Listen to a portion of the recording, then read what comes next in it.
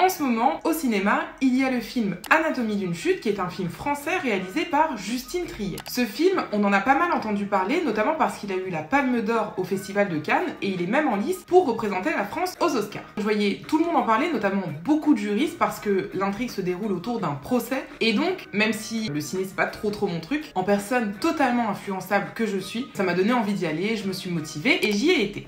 L'histoire c'est quoi? Samuel et Sandra sont en couple, ils vivent dans un chalet à la montagne avec leur fils Daniel qui est malvoyant. Mais la vie de cette famille bascule le jour où le corps du père est retrouvé au pied du chalet, mort. Très vite, les enquêteurs vont suspecter sa femme de l'avoir tué, ce qu'elle va nier. Elle va finalement être mise en examen et renvoyée devant une cour d'assises pour être jugée. Et donc le film suit ce fil, entre dans la vie du couple et déroule ses étapes entre la découverte du corps, les premiers soupçons envers la femme, le témoignage de leur enfant, les reconstitutions et évidemment le procès, puisqu'une grosse partie du film va se dérouler dans une salle d'audience.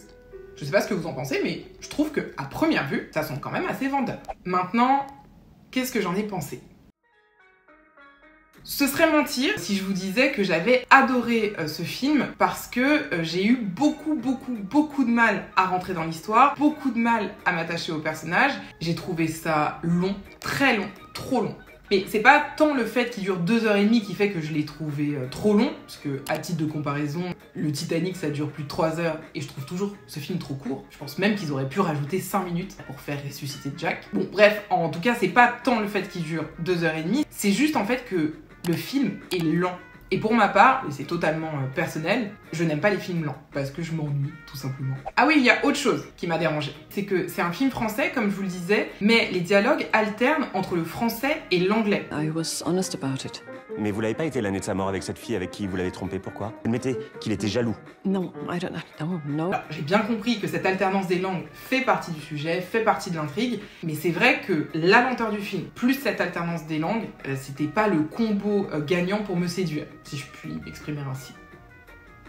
Et puis, sur le réalisme du procès, évidemment, c'est un film, donc ça ne peut pas être comme un vrai procès dans la vraie vie. Mais c'est vrai qu'il y a des attitudes et des passages du film que j'ai trouvé un peu caricaturaux et peu crédibles. Et c'est comme si après j'avais fait une fixation sur tous ces petits détails et que ça m'avait empêché d'adhérer à l'histoire, de la trouver crédible, d'éprouver de l'empathie pour les personnages. Après, comme je vous dis, je ne suis pas une très grande cinéphile, donc je n'ai peut-être pas toute la culture nécessaire, tous les codes du cinéma pour comprendre pourquoi c'est un chef-d'œuvre.